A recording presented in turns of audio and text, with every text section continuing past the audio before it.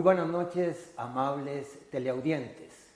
Como todos los jueves a las 8 de la noche, una vez más con ustedes con su programa A Profundidad, que de aquí al próximo mes de febrero del 2022 versará sobre entrevistas muy particulares a los aspirantes a la presidencia de la República. Como ustedes son testigos, ya son 7 los candidatos que han conversado con nosotros y esta noche hemos invitado a Fabricio Alvarado. ¿Quién es Fabricio Alvarado? Muy rápidamente. Bueno, Fabricio Alvarado es un periodista y predicador evangélico conocido por más de una década como reportero de televisión y por su labor como diputado. Luego renunció a su curul para dedicarse a su campaña presidencial. Casado con Laura Moscoa, con 2 hijas pequeñas, ahora las mencionará Fabricio. Tiene una familia de clase media que en su adolescencia quedó a cargo de su madre, Dulce María Muñoz, cuando sus padres se separaron.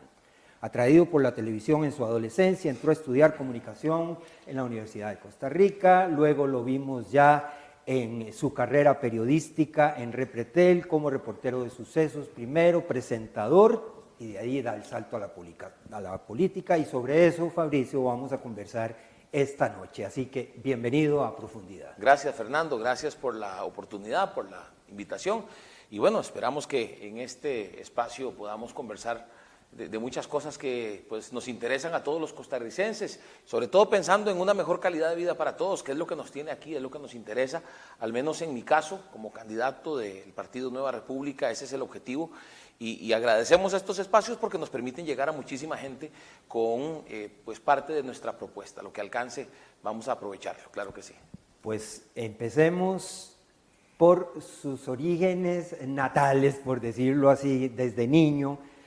¿Dónde nace Fabricio? ¿Con quién juega cuando niño? ¿A qué escuela va? Y luego pasamos al colegio. Bueno, yo recuerdo, evidentemente los recuerdos que tengo son como de los 5 años en adelante. Sé que cuando nací mis papás vivían ahí por Barrio Luján, pero luego fueron tirando hacia el sur y terminaron viviendo en San Miguel de Desamparados primero y luego más arriba en Higuito, donde pues prácticamente desde mis 3, 4 años viví ahí hasta que me casé a los 33 ya una zona años. Muy urbana, muy rural sí, todavía. Así es, todavía, y ya en aquel no. tiempo más todavía, ¿verdad? En aquel tiempo. Eso fue muy bonito para mí porque, pues por ahí mismo, en Higuito, calle Valverde, vivía pues mi abuela materna y vivían varios de mis primos. Entonces viví una infancia acompañado de muchos de ellos, como preguntabas ahora, jugando con muchos de mis primos, compartiendo con muchos de ellos. Teníamos como familia la costumbre de vernos todos los domingos, una familia grande. Mi abuela tuvo 12 hijos, mi mamá era de una familia de 12 hijos, mi papá era de una familia de 10. Entonces, mi papá en Barrio México, mi mamá en Calle Valverde, en Higuito de Desamparados, pues prácticamente todos los fines de semana pasaba compartiendo con mucha gente de mi edad, muchos primos y primas con los que jugábamos todo tipo de juegos que en aquel momento que no estaba la tecnología, pues usted se imaginará, de todo tipo de cosas muy sanas, muy bonitas, tiempos realmente que para mí representan algo muy valioso, porque fue una infancia muy tranquila, era una infancia en la que usted podía ir caminando de su casa a la escuela. ¿A qué escuela fue? Escuela Doctor Calderón Muñoz, ahí en Higuito de Desamparados. Escuela pública. Escuela pública. Colegio también público. También público, el Liceo de San Miguel de Desamparados. O sea, ahí, todo eso en el entorno de Desamparados. Todo en el entorno de San Miguel de Desamparados, sí. Sí. Siempre me mantuve como en esa zona. ¿Cuándo le entra primero el gusanillo a Fabricio por estudiar periodismo?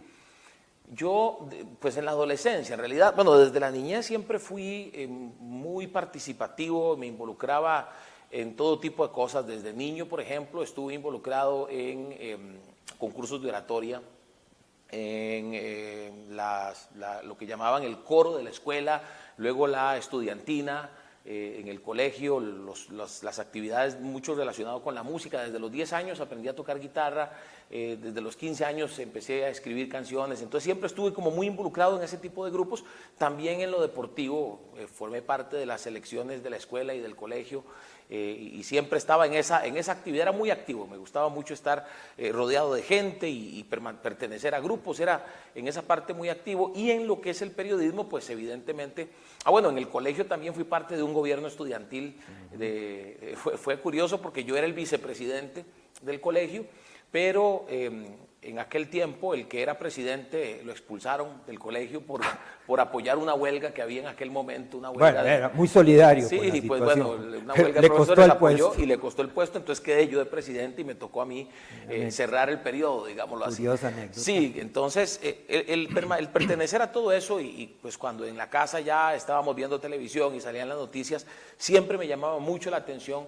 Y siempre fue más la televisión que cualquier otro medio, me llamó más que la prensa escrita y que la radio, y yo siempre, incluso cuando me correspondía dar mi testimonio en iglesias o algo así, o en actividades, yo decía que desde joven, en la adolescencia, desde los 15 años en adelante, yo tomaba un cepillo, de aquellos cepillos redondos que usábamos en aquella época de los años 80, finales de los 80, principios de los 90, y me ponía a practicar frente a un espejo como si el cepillo fuera el micrófono, ¿verdad? Entonces, ahí me di cuenta que eso era lo que quería hacer. Hice mucho esfuerzo para poder entrar a la carrera, que en aquel tiempo en la UCR la forma de ingreso era por promedio ponderado, luego abrieron el promedio de admisión y ahí fue donde logré ingresar, y pues desde el colegio en realidad sentía que tenía esa facilidad. Tenía mucha facilidad para las matemáticas en aquel tiempo, y recuerdo que mi maestra, mi profesora de matemáticas, se entristeció cuando le dije que iba a estudiar periodismo, porque me dijo, yo pensé que usted iba a estudiar algo relacionado con las matemáticas. Claro, después de tantos años, pues ya no es tan fácil, ¿verdad?, el tema de las matemáticas, de no estar vinculado, pero siempre fue, desde la adolescencia, tal vez por la facilidad de palabra. La materia lo de la comunicación siempre manejabas con más propiedad. Sí, me gustaba, realmente me gustaba. Ok, ahora vamos a una pregunta interesante. ¿Dónde llega primero Fabricio? ¿A la televisión o a la iglesia? Yo siempre estuve involucrado en grupos de iglesia, empecé en la iglesia católica, estuve en pastorales juveniles, estuve en un grupo llamado Juventud Católica Renovada, que durante 12 años, por lo menos en mi caso, nos reuníamos allá en la iglesia de la Merced. Creo que el grupo todavía existe, y pues un grupo al que le tengo un gran cariño y al que recuerdo, tengo muy lindos recuerdos de Jucare, así se llama. Y estamos hablando que desde los 14 años siempre estuve involucrado en grupos relacionados con distintas iglesias. Primero católicos y luego evangélicos a partir del 2003 más o menos, sí, a mis 29 años. Siempre involucrado con la música, en aquellos grupos, con un grupo donde yo era el guitarrista o el bajista, dependiendo del evento que fuera, y ya después como cantante solista en el ámbito evangélico sobre todo. Entonces, básicamente, desde mucho antes, desde mi adolescencia, estaba involucrado en grupos de la iglesia. Empecé en el periodismo en el año 1998, en NS4, cuando recuerdo que don Ignacio Santos y doña Pilar Cisneros se movieron de NS4 a Canal 7, sí. Pusieron como director del noticiero a Jorge Valverde. Jorgito, en paz descanse. Sí, y él había sido profesor mío en el curso de televisión. Le había gustado mi trabajo en ese curso y me llamó y me dijo, me gustaría que hicieras tu práctica profesional acá, y si todo sale bien, si te gusta y a nosotros nos gusta tu trabajo, pues entonces adelante, te quedas. Me quedé en NS4, trabajé un año, y al año recibí un llamado de quien era el subdirector de Noticias de Pretel en aquel momento, Ramón Alfonso Soto. Él me convocó, me dijo que estaban interesados en que yo formara parte del equipo de Noticias de Pretel, y ahí empecé con ellos. Muy interesante. Fueron 10 años. Ahora, con Nueva República, ¿en qué momento te integras? Bueno, Nueva República, usted recordará que yo fui, bueno, en el año 2013, a ver, voy a explicarlo tal vez yéndome hasta el año 2009, cuando yo renuncio a Repretel para dedicarme a mis proyectos, algunos de ellos relacionados con la música y con la vida cristiana, y mi rol de predicador y cantante cristiano, que me llevaba por todo el país y aún a algunos otros países. Quería dedicarle tiempo a eso, y además a otros proyectos de comunicación que tenía. Tuve un programa de televisión, más bien tuve 2 programas de televisión, donde básicamente recogíamos testimonios de gente que había cambiado su vida había salido de las drogas, había salido de la delincuencia, de todo tipo de testimonios tuvimos en esos programas, un programa de radio también, y algunos freelance que llamamos nosotros los comunicadores, ¿verdad? Entonces, en aquel momento fui invitado a hacer varios trabajos por el que fue mi antiguo partido político, empecé a apoyarles a ellos en labores de comunicación, y estaba previsto que yo fuera también un colaborador en esa materia como comunicador para las elecciones del 2014. Pero el que iba a ser el candidato a diputado en el primer lugar tomó una decisión de último momento, poco antes de la Asamblea Nacional del partido, y dijo, no, ya yo no quiero ser candidato, y fue entonces cuando se pensó en mi persona, y así fue como llegué a ser diputado del 2014 al 2018. En las elecciones pasadas fui candidato a presidente de ese partido, como recordarán muchos de los que hoy nos están viendo, y pues en el mes de octubre del 2018 tomé la decisión de dejar aquel partido y fundar un nuevo partido que es Nueva República, con el que hoy estamos pues corriendo por la presidencia para las elecciones del 2022. Y aspirando nuevamente a una curul. Así Pero es. ya vamos por ahí. Antes de eso, es interesante también conocer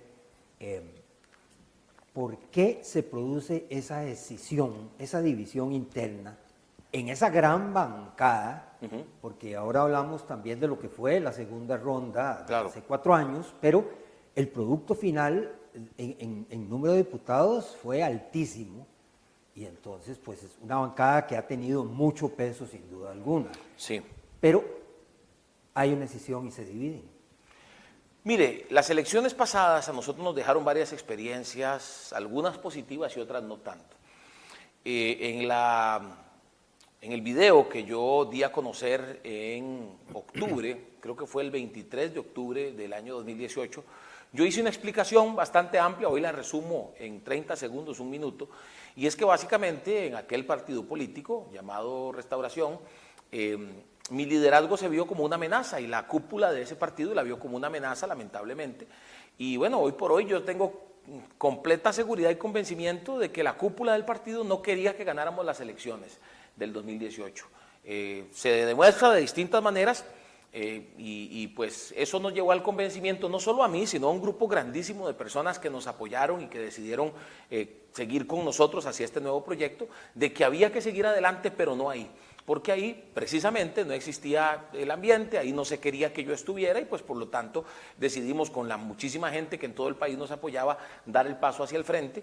Fue cuando fundamos Nueva República, y recuerdo que hicimos un llamado a todos los que quisieran unirse, que llenaran un formulario, algo sencillo, pusimos un formulario ahí en Google Forms, y en el transcurso de menos de una semana, tal vez unos 4 días, había 7,000 personas inscritas.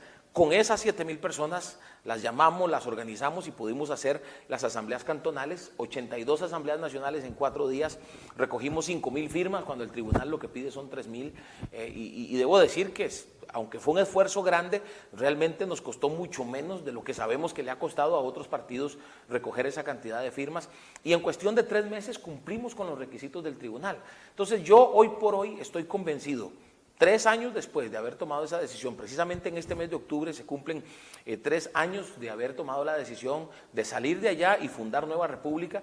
Estoy convencido de que fue una muy buena decisión, de que hemos podido construir un buen proyecto país, un buen proyecto político que genere soluciones para la gran necesidad que existe a nivel general en el país en muchos temas.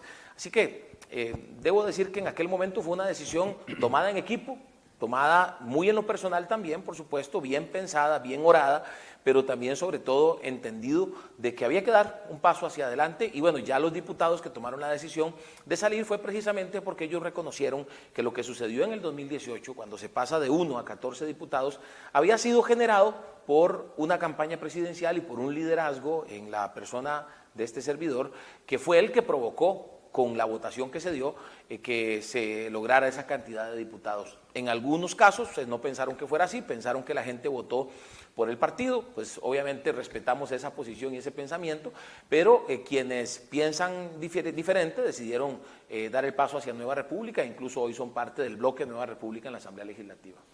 Bueno, un bloque importante en la Asamblea y a nivel nacional una plataforma que sin duda le puede permitir a usted conseguir la presidencia de la República en esta segunda ocasión. Eso queremos. Volvamos 4 años atrás, porque la elección pasada para mí fue una elección sumamente atípica que sorprendió a medio mundo, como decimos en este país. Pero cuando usted llegó con Carlos Alvarado a la segunda ronda, en lo particular, yo dije, Fabricio Alvarado gana la presidencia de la República, por muchos factores que no vamos a entrar a conocer aquí a fondo, pero bueno, eran 4 años PAC, había una cierta repulsión del electorado, la figura nueva de Fabricio. ¿Qué pasó? Para mí, en lo personal, tal vez es un tema que te incomoda un poco tocar, pero para mí, el culpable de que perdieras en esa ocasión fue el apóstol Ronnie, con su declaración de la Virgencita de los Ángeles, que el periódico La Nación aprovechó y editó una revista dedicada, toda la revista, a el apóstol Ronnie con el objeto de sepultar tus yo le voy a dar vuelta a lo que usted me plantea, Fernando, porque para mí el verdadero culpable fue la manipulación en la que se metió a los costarricenses haciéndoles creer que Fabricio Alvarado era una amenaza para los católicos. Hoy por hoy, y recientemente tuve una reunión con autoridades de la Iglesia Católica y he hablado con muchos católicos de los cuales soy amigo, soy cercano, no solamente por mi participación en esa iglesia años atrás, sino porque tengo buenos amigos en la Iglesia Católica. Y ellos coinciden en que nunca en la historia ha habido un partido que irrespete más y que golpee más la fe católica que el Partido Acción Ciudadana siendo gobierno. Lo hizo en el gobierno de Luis Guillermo Solís y lo hizo en el gobierno de Carlos Alvarado. Entonces, para mí lo que se dio fue una serie de manipulación y de mentira. Sí, el periódico La Nación hizo ese reportaje que usted menciona, que pues ahí para mí mucha claridad de que había una intención de golpear la candidatura. No tengo duda de eso y lo lamento por el bien del periodismo, lo lamento, pero más allá de eso, como repito, quizá también hubo de parte nuestra un error, y le voy a decir cuál fue el error, y fue no salir contundentemente a decirle a los costarricenses: Fabricio Alvarado no representa ninguna amenaza para ningún sector en este país, porque básicamente lo que se hizo en toda la campaña, más allá de ese reportaje, más allá de ese tema, durante toda la campaña, a partir del momento en que Fabricio Alvarado levanta en las encuestas, el enfoque fue decirle a todos los grupos posibles: Fabricio Alvarado es una amenaza. Fueron donde la gente pobre a decirle: si Fabricio Alvarado gana, y eso lo hizo el PAC, si Fabricio Alvarado gana ya no le va a dar las ayudas que le damos nosotros en el IMAS. Fueron donde diversos sectores a decirles: si esta gente gana, vamos a pasar por una crisis económica. Y mire usted, estamos pasando por una crisis económica más allá de la pandemia, porque este gobierno ha sido completamente incapaz de responder no solo a la pandemia, sino a los diferentes retos que nos plantea este tiempo, donde la ciencia y la tecnología son cuestión y son el pan de cada día, y no hemos tenido la capacidad de generar conectividad a todo el país. Solo para mostrarle uno de los ejemplos mediante los cuales yo puedo decirle a los costarricenses: hace 4 años los engañaron, los estafaron, les mintieron, y hoy estamos viviendo las consecuencias. Lo bueno es que hoy tenemos una nueva oportunidad, una nueva posibilidad de hacer las cosas bien, y por eso estamos trabajando para que todos los costarricenses conozcan la propuesta de Nueva República. Eso que usted apuntaba de contactos con líderes del catolicismo, amigos católicos, es una especie también como de propuesta para volver a traer algunos sectores que se alejaron. Lo que queremos, lo que queremos, porque no estoy hablando solo con católicos, estoy hablando con empresarios, estoy hablando con líderes comunales, estoy reuniéndome con todos los sectores posibles, nos vamos a reunir con sindicatos, incluso tuvimos una reunión muy positiva con una mesa que se llama Mesa Patriótica, donde hay ahí sindicatos, donde hay empresas, está la UCAEP, donde está la Iglesia Católica, donde hay diferentes sectores, porque lo que queremos es hablar con todos y decirles siempre: nuestro objetivo va a ser que todos los sectores avancen, que todos los sectores crezcan, que no encuentren en el gobierno un gobierno controlador, un gobierno enemigo, sino más bien un gobierno amigo que permita el desarrollo, que permita el crecimiento, que permita la reactivación económica, y no solo la permita, sino que la impulse, sino que genere oportunidades. En esa línea nosotros, Fernando, es que estamos trabajando reuniéndonos con todos. Mencioné a las autoridades católicas porque pues se tocó el tema en particular, pero además porque también son los representantes de una comunidad muy importante en el país, el 70%, y para nosotros tiene que haber claridad y queremos que los costarricenses tengan la claridad de que no representamos para nada ninguna amenaza. Es más, en nuestra fórmula presidencial nos acompaña Alexandra Loría, una abogada católica, activista pro vida por muchos años, por 30 años aproximadamente, miembro de la Comisión de Bioética de la Conferencia Episcopal, una persona incluso a quienes las autoridades católicas conocen bien, y más que las autoridades, el pueblo católico la conoce bien. ¿Que es una oportunidad para acercarnos? Por supuesto que sí, porque al final, repito, lo que se vivió hace 4 años fue un engaño que lo han sufrido muchos católicos y es completamente injusto que les hayan engañado de esa forma. Y queremos que sepan que en el caso nuestro, Nueva República quiere gobernar para todos, absolutamente para todos, porque al final, en el desempleo, que es el tema que más en este momento está golpeando al país, todos estamos siendo afectados, independientemente de la fe, independientemente de la ideología, todos estamos como decía un amigo, ahí es donde nos chima el zapato a todos. Y ese es el tema que hay que resolver, y por eso en nuestras presentaciones, en las participaciones en foros, en debates, en actividades, en nuestras publicaciones, estamos dándole un enfoque muy certero y muy serio al tema de la reactivación económica y la generación de empleo, porque ahí es donde nos tenemos que concentrar, no meternos en temas que nos pongan a pelear, que nos dividan o polaricen, sino más bien en temas que nos lleven a ponernos de acuerdo en lo que al final necesitamos. Correcto, yo nada más quería que usted aclarara esa situación, porque hay quienes incluso dicen que la política y la religión y ojalá, ojalá que no sigan con eso, y al que vuelva a salir con eso, yo voy a decirle, bueno, hablemos de lo que realmente importa, y está bien esta oportunidad y te la agradezco, pero sé que en otros espacios van a querer como volver a ponernos a pelear en ese sentido. Que habrá otros políticos, están apareciendo por ahí figuras políticas que sabemos que van a venir con ese tema y van a venir a atacar con ese tema. Bueno, yo lo siento, si conmigo no cuenten, si es para pelear y polarizar, conmigo no cuenten, si es para ponernos de acuerdo y para hablar de reactivación económica y cómo generar empleo, hay un 20% de desempleados en este país, y de ese 20% estamos hablando de que por lo menos un 3-4% son desalentados, así se llama. No los incluyen en los porcentajes que dan a conocer. ¿Por qué? No sé. Deberían incluirlos, porque ese 3-4% de desalentados son los que ya se cansaron de buscar trabajo. Claro. De eso es lo que hay que hablar, Fernando. Generación de empleo. Así es. Ya hay un grupo trabajando en eso y tienen una propuesta que sería interesante que, bueno, en síntesis conociera el televidente. Claro que sí. También hay otros temas de mucho interés, como, digamos, la exploración y explotación petrolera, para buscar gas, gas natural, petróleo, exactamente. Recursos naturales. ¿Qué piensa Fabricio sobre eso? Bueno, el gobierno presentó un proyecto para prohibirla, nosotros nos manifestamos en contra de ese proyecto y estamos contentos porque se ha tomado una decisión en la Asamblea Legislativa de devolverlo a una comisión donde prácticamente esa intención del gobierno se entierra. ¿Por qué estamos contentos? Porque creemos que en nuestros suelos hay mucha riqueza, que en nuestro país hay mucha riqueza que se puede aprovechar, y en sentido contrario, nosotros más bien hemos presentado un proyecto para la titularización de la exploración y la explotación de recursos naturales. ¿Qué quiere decir eso? Bueno, que precisamente tendremos la posibilidad de recibir dinero de gente interesada en explorar primero qué tenemos, que lo que primero hay que saber es qué tenemos, ¿verdad? ¿Qué hay en nuestro país? Y luego para tomar la determinación de si se explota o no esos recursos naturales, que recuerde también que hay países donde les han pagado al país por no hacerlo, ¿verdad?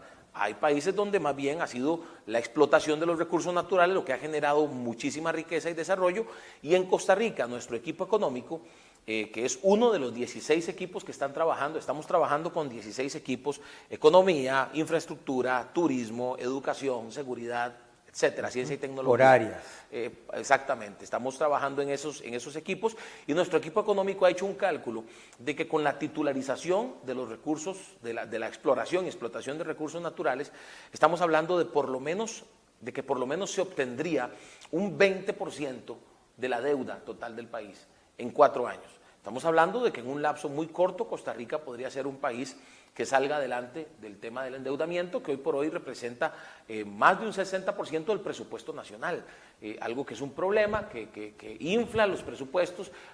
Cierto, y es claro que pues en el tema del presupuesto hay otros temas que resolver, como por ejemplo el ser excesivamente gastones en algunas instituciones, que los superávit también representan montos muy altos y no se están utilizando para el pago de deuda, pero sí estamos claros en que por lo menos de nuestra parte esto puede generar muchísimo desarrollo, riqueza para el país, puede generar empleo, y nosotros lo apoyamos. Producción de cáñamo. Bueno, mire, ese es un tema que está discutiéndose en la Asamblea. Creo que por ahí leí que había alguna especie de avance, pero nosotros lo estamos estudiando con lupa porque hay algunas observaciones técnicas que se han hecho de parte de diferentes entidades que, pues por lo menos en nuestro caso nos hace tener, y en el caso de Nueva República nos hace tener algunas dudas al respecto. Cuando el tema se puso sobre la mesa en el periodo pasado, donde yo fui diputado, nos manifestamos en contra, y específicamente en el tema del cannabis dijimos, y lo hemos mantenido, y más bien creemos que eso se refuerza conforme pasa el tiempo, que es un portillo que se abre, una propuesta como esta abre un portillo para algo que le ha hecho mucho daño al país, y es el consumo para otros fines, no medicinales, sino más bien para otros fines, y pues creo que eso ha quedado demostrado, porque cuando usted ve que los que propusieron el consumo medicinal luego aparecen con que también el consumo recreativo, y luego aparecen con que también el cultivo para el consumo recreativo, entonces ya te das cuenta de que sí, la intención es abrir un portillo, y eso le ha hecho mucho daño a otros países. Yo sé que hay gente que piensa que exageramos, y hay gente que nos señala por todo tipo de cosas por decir esto que yo estoy diciendo, pero ciertamente, y yo como periodista, que cubrí sucesos durante 10 años en un medio de comunicación, que vi familias sufriendo porque un muchacho que era un buen muchacho de pronto entró en drogas, de pronto terminó consumido en el crack y en la cocaína, pero empezó en la marihuana y terminó convirtiéndose en un delincuente y terminaron asesinándolo por ese vínculo con la delincuencia. Entonces ahí es donde uno se da cuenta que son temas que hay que verlos con lupa, que hay que revisarlos bien, porque cualquier portillo que quede abierto puede convertirse en algo negativo y no queremos eso desde ningún punto de vista. Además, debo decir que hoy por hoy ya es posible importar medicamentos que contengan cannabis, por ejemplo, y es cuestión de hacer los trámites en el Ministerio de Salud. Yo sé, y es algo que criticamos, que la tramitología en Costa Rica es toda una situación, porque se vive en todos los ámbitos, en el ámbito de la construcción, para construir un hotel o para abrir un emprendimiento, para cualquier tema. La tramitología es algo que hay que resolver también, pero en este momento ya se puede hacer. Para quien diga que es que estamos cerrando el portillo del todo para lo que es, por lo menos en el caso del cannabis, la aplicación en el campo medicinal. Ligado a estos dos temas anteriores, protección del ambiente. ¿Hay también una propuesta que tenga sentido? Sí, nosotros tenemos un equipo de ambiente que está trabajando en una propuesta. Precisamente en los próximos días nosotros tenemos una reunión con todos nuestros equipos donde vamos a conjuntar esas propuestas y las vamos a plasmar en el plan de gobierno.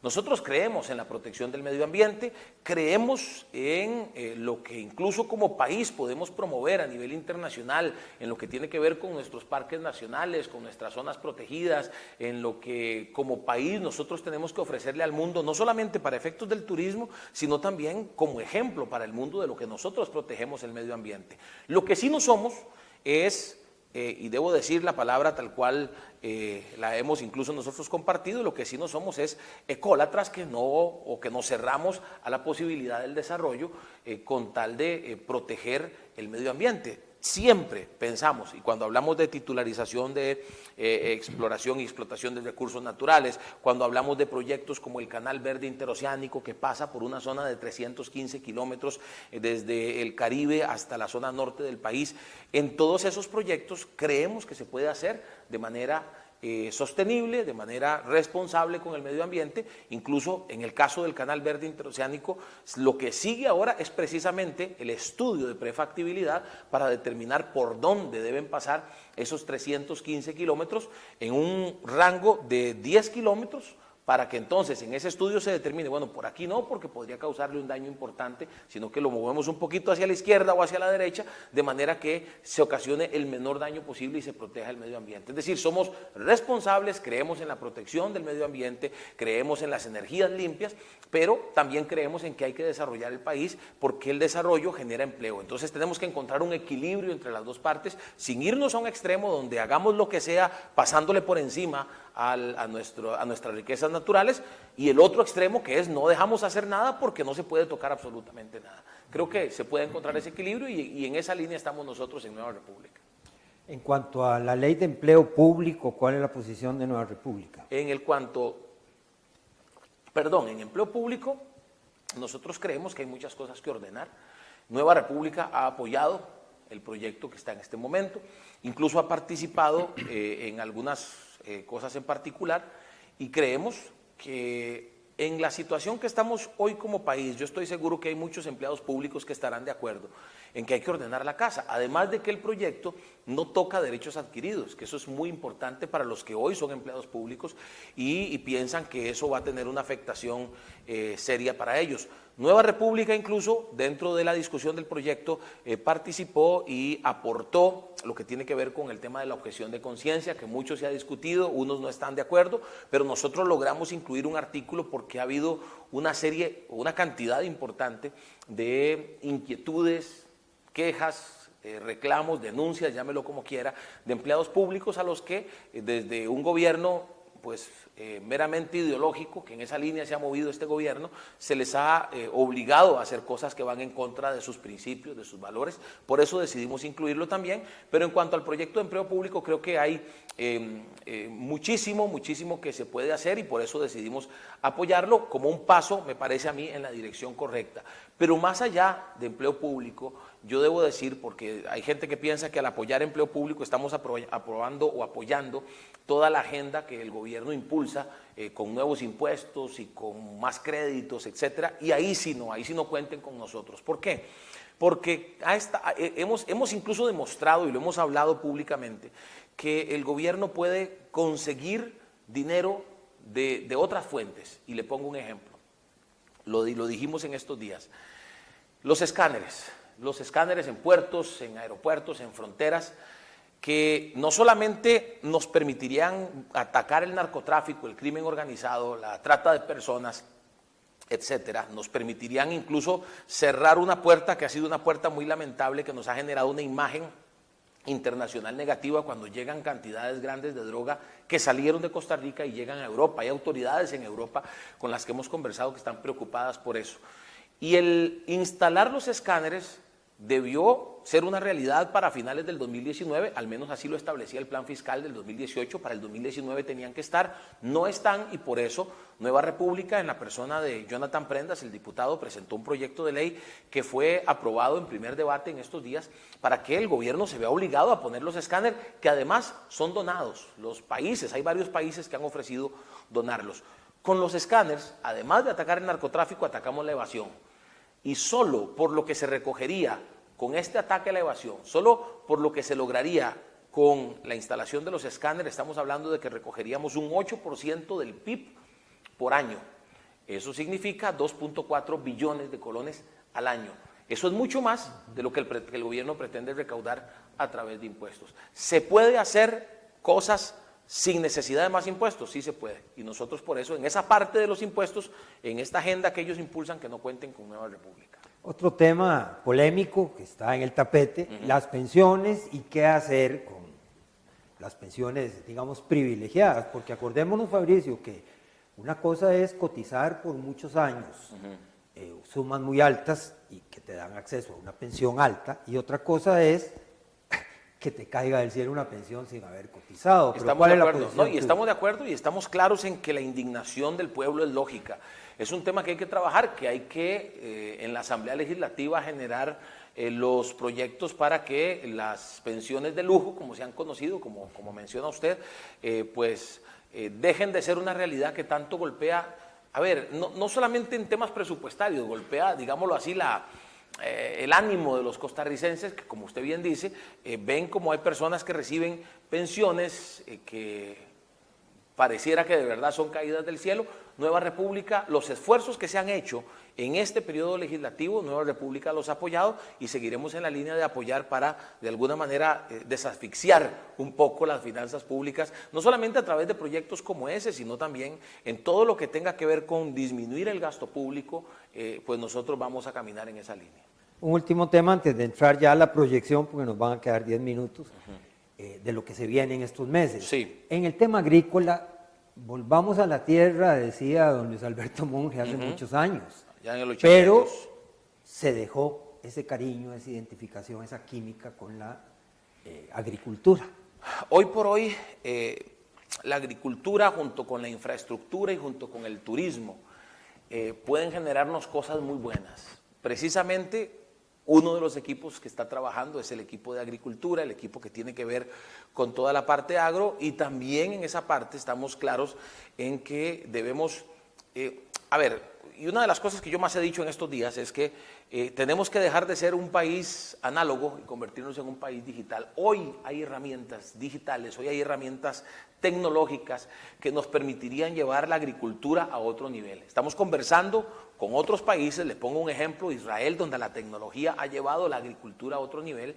Nosotros creemos que en Costa Rica se puede hacer lo mismo, porque ciertamente hay muchas injusticias, en el caso de los agricultores en particular, que tienen que ver con el precio al que venden sus productos, que tienen que ver con las facilidades para distribuirlo, que tienen que ver con las facilidades para acceder a crédito. El famoso sistema de banca para el desarrollo ha sido un sistema lamentablemente de puertas cerradas para los agricultores, y eso tiene que cambiar. Tenemos que mejorar las condiciones para que estos agricultores puedan acceder, y dicho sea de paso, dentro de nuestro proyecto existe un bono pymes, así le hemos llamado, lo propusimos no más iniciada la pandemia. Debo decirlo, para decirlo muy a lo tico, ni el PAC, ni el partido de gobierno, ni sus partidos aliados en la Asamblea Legislativa le han dado pelota al proyecto que presentamos, pero es un proyecto que pretende darle un bono de 3 millones de colones por 3 meses a emprendedores y agricultores para que salgan adelante, para que pues en el caso de los emprendedores paguen alquileres, o para que paguen salarios, o para que ¿Y de dónde sale esa plata? La plata está precisamente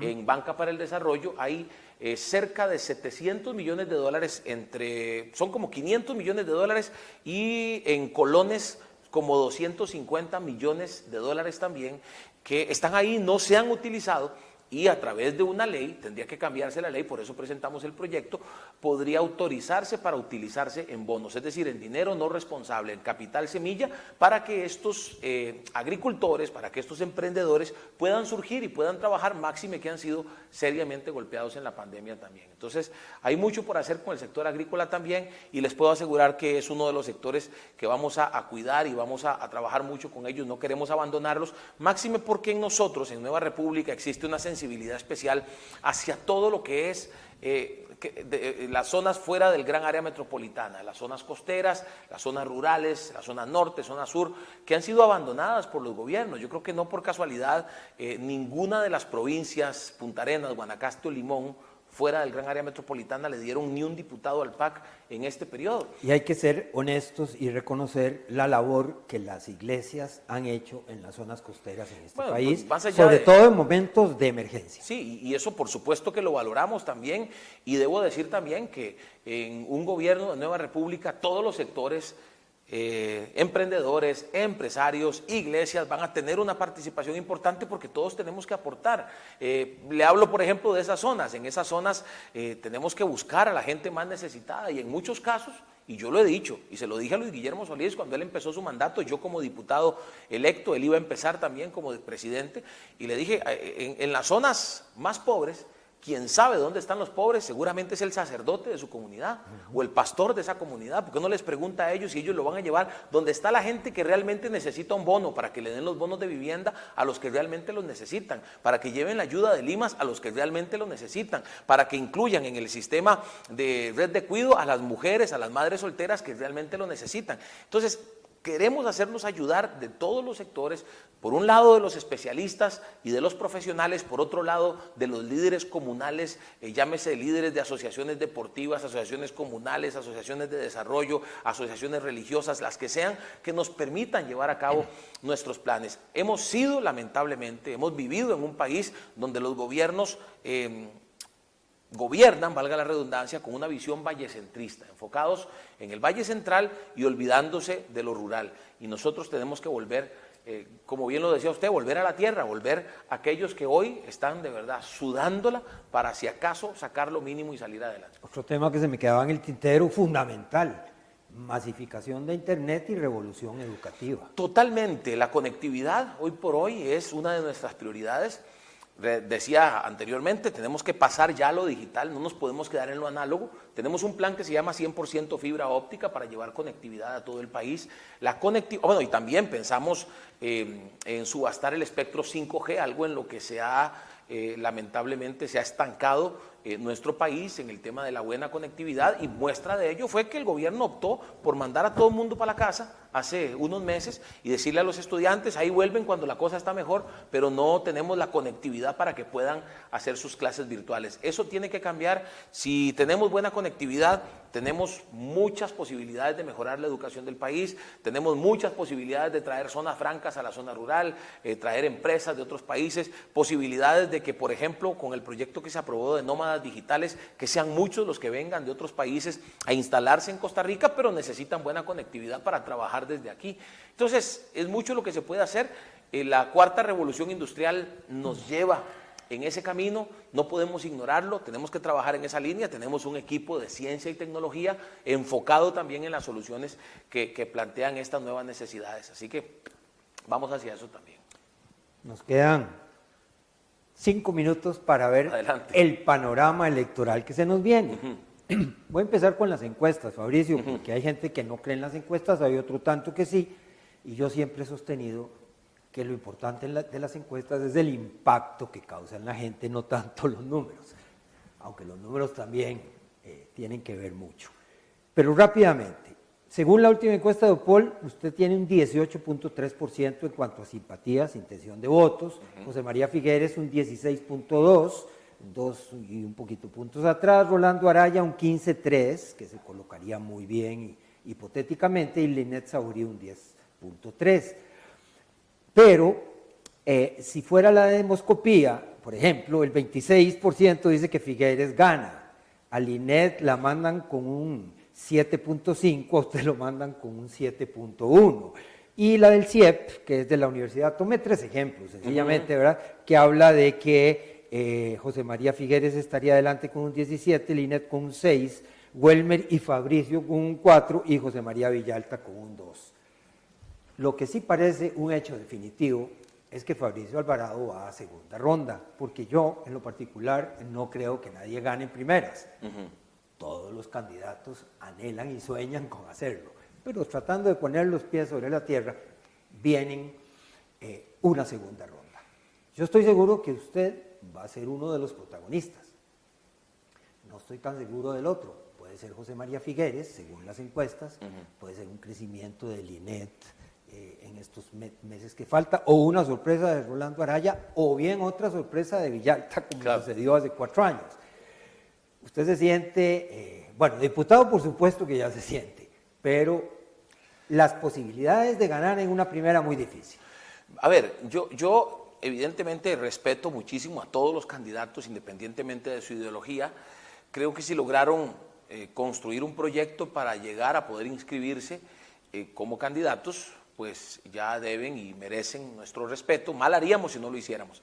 Ahora bien, las encuestas tienen distintas metodologías, distintos públicos. Yo creo que los costarricenses en este caso deben enfocarse en revisar, a la hora de saber si una encuesta tiene credibilidad o no, revisar, número uno, cuál fue la metodología, qué tan... Por ejemplo, sé que hay encuestas donde a usted le muestran una tablet con una papeleta donde están los nombres y las fotografías y ahí la persona puede escoger. Sé que hay otras donde lo llaman por teléfono y nada más le preguntan un nombre y pues en algunos de los casos pues dicen el nombre que está pues mejor posicionado para ellos. Pero más allá de eso, mal haríamos si, por ejemplo, decimos, no, yo tomo esta encuesta donde yo estoy ganando y entonces yo voy a ganar. Ese triunfalismo no le sirve a nadie y a nosotros menos, siendo que nuestra meta, para ser sincero, Fernando, y nuestra meta es hacer el esfuerzo posible, el máximo esfuerzo posible para ganar en primera ronda. Sí, parece muy difícil, parece imposible, pero a través del trabajo territorial estamos convocando, y aprovecho el espacio para decirle a los que nos están viendo, si usted no se ha anotado con nosotros, puede hacerlo entrando en la página fabricioalvarado.cr, ahí hay un formulario, usted puede entrar, llenar sus datos, o poner sus datos más bien, y nuestros coordinadores lo van a llamar para, a través del trabajo territorial, tratar de sumar la mayor cantidad de gente posible, y sobre todo pedirle a la gente que no solamente vote por Fabricio Alvarado en la presidencial, sino que vote por nuestros candidatos a diputados, porque hace 4 años, a propósito de lo que pasó hace 4 años, la votación fue, en nuestro caso, 535,000 en la papeleta presidencial, pero en la papeleta para diputados como 200,000 votos menos. Y eso generó 14 diputados en aquel momento. Ahora, si la gente no hubiera quebrado el voto, Y bueno, yo hubieran tenido 20. Creo que también eso demuestra un poco por quién votó la gente hace 4 años, para quienes aún tienen dudas. Pero más allá de eso, nuestra meta es que la gente pues vote por nosotros y que vote en las 2 papeletas, que no quiebren el voto. Nosotros estamos trabajando para eso, nos enfocamos en nuestro trabajo, respetamos a los otros candidatos y veremos qué pasa en 4 meses. Y las últimas 2 elecciones creo que han demostrado eso. En 4 meses pueden pasar muchas cosas. Debates. Vienen los debates donde todos tendrán esa posibilidad. Yo digo que con 25 candidatos tendrán que hacer. Yo no me imagino ahí un debate sí las con 25, encuestas tendrán que ver en la escogencia. Y por supuesto nuestra meta es permanecer ahí en la parte de arriba de la tabla para seguir siendo tomados en cuenta para los debates y para los foros y conversatorios. Pero, pues, por supuesto, aprovechar espacios como estos también para decirle a la gente en mi página de Facebook, en la página web fabricioalvarado.cr, en las diferentes plataformas vamos a estar compartiendo nuestras propuestas para que ustedes sepan que lo que hemos estado haciendo es un trabajo serio, un trabajo concienzudo y un trabajo pensando en usted como ciudadano, pensando en los costarricenses. Precisamente. Confío en eso y para eso vamos a trabajar. Precisamente para terminar esta entrevista, porque ya se nos fue el tiempo, pero creo que fue muy interesante. En términos generales, tiene usted un minuto para decirle a los costarricenses por qué tienen que votar por Fabricio Alvarado. Gracias, Fernando, por esta oportunidad. Gracias a ustedes por haberme puesto atención durante esta hora. Y decirles que en Nueva República estamos conformados, somos un grupo de personas conformados por gente como usted. Hay profesionales, hay ingenieros, hay abogados, hay economistas, hay periodistas, hay politólogos, candidatos a diputados en todas las provincias, donde hemos tenido el cuidado de que sea gente que tenga una carga por su comunidad, que tenga una carga por los más necesitados. Tenemos a través de 16 equipos programáticos una propuesta completa para el bienestar de Costa Rica, para atacar el serio problema de desempleo que vivimos hoy, la inseguridad que hoy nos carcome, la situación económica en general que nos está golpeando. Esa es nuestra propuesta y en eso nos vamos a enfocar. Le pido que busque nuestras propuestas, que siga nuestro trabajo y se dará cuenta que Nueva República es la mejor opción, es la opción que trae esperanza, es la opción que le devuelve a los costarricenses las ganas de ir a votar, las ganas de volver a confiar en la política y sobre todo las ganas de volver a creer que se puede hacer política sin corrupción. En eso estamos trabajando, por favor, siga nuestro trabajo y el 6 de febrero vote por Fabricio Alvarado en la papeleta presidencial y por Nueva República, así se llama nuestro partido, Nueva República, en la papeleta de diputados. Creo firmemente que con su ayuda la esperanza va a ganar. FabricioAlvarado.cr, ahí usted puede anotarse y ser parte de este gran movimiento. Un abrazo a todos.